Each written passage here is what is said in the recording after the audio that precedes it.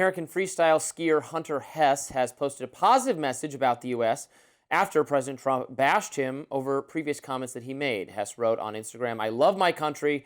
There's so much that is great about America, but there are always things that could be better. One of the many things that makes this country so amazing is we have the right and the freedom to point that out." The American freestyle skier had faced backlash from the right for saying that he had, quote, mixed emotions about representing America at the 2026 Milan Cortina Winter Olympics. Here was Hess speaking to the media ahead of Friday's opening ceremony. It brings up mixed emotions to represent the U.S. right now, I think. It's a little hard. There's obviously a lot going on that I'm not the biggest fan of, and I think a lot of people aren't. Just because I'm wearing the flag doesn't mean I represent everything that's going on in the U.S. Over those comments, President Trump blasted Hess, writing on Truth Social, U.S. Olympic skier Hunter Hess, a real loser, says he doesn't represent his country in the current Winter Olympics. If that's the case, he should have tried out for the team. He shouldn't have tried out for the team, and it's too bad he's on it.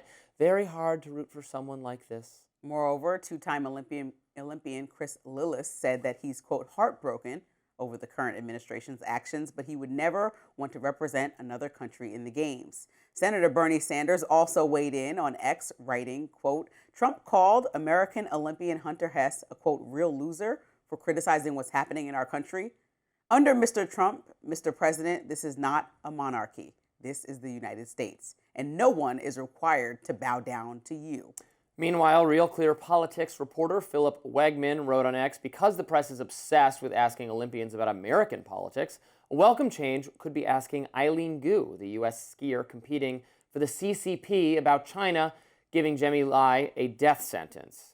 Fair point. Some news from this week that a prominent Hong Kong dissenter, businessman Jimmy Lai, has been sentenced. So I agree that our athletes have freedom of speech, and they can criticize the country, and they can criticize Trump, and that's a beautiful thing. It's fine.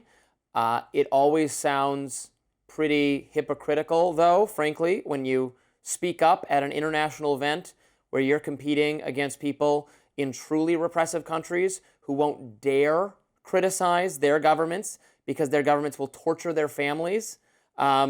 So maybe just sit this one out, Chief, would be my take, even though, yes, you can say whatever you want. No, the chief that should sit this one out is President Trump. He needs to just don't watch shows he doesn't like we caught him watching the Super Bowl.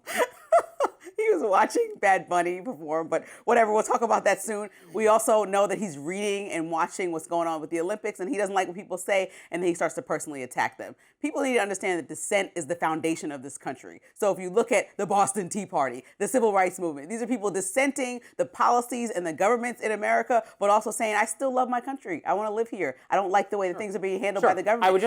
No, let me finish. He's allowed to say that. And so just because China is doing it even worse doesn't mean you should keep your mouth shut. If somebody asks athletes about that, that's up to the journalists to continue to ask other countries. But the answer is not wrong no matter what it is. He's there supporting the country, representing the U.S., hopefully winning gold. Okay, if we're going to ask the athletes to opine on geopolitical affairs, let's ask them about China, let's ask them about Russia, and let's see. Yeah, but geopolitical affairs they might not be in tune with. They live in America, breathe American soil, breathe American air. They're talking about what's happening in their country. He said, I'm looking at the policies, and I don't like everything that's going on. I actually don't blame, to Philip Wegman's point, I don't really blame the athletes. I blame media needs to stop asking them those kinds of questions. There's no value to it. They're just trying to stir the pot, create conflict and discord, and there's no reason for that.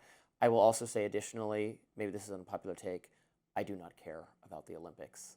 What? The least bit. What do you mean? I don't think I have ever watched a single second of an Olympic event, and I don't ever intend to because I don't care. You know what? My career started at NBC, and so they had the Olympics coverage, and I used to watch all the different sports, especially the winter ones. I mean, our longtime viewers know I'm not a big sports fan in general. I like football. I like Michigan football, my team. I like golf. That's about it. I definitely don't care about freestyle skiing or whatever. Well, I hope that you do. That's fine. I hope it's an enjoyable I hope the president takes your experience. Perspective on also, so he can just care about what's going on with our country and policies that people don't like, as opposed to what Olympic skiers are saying.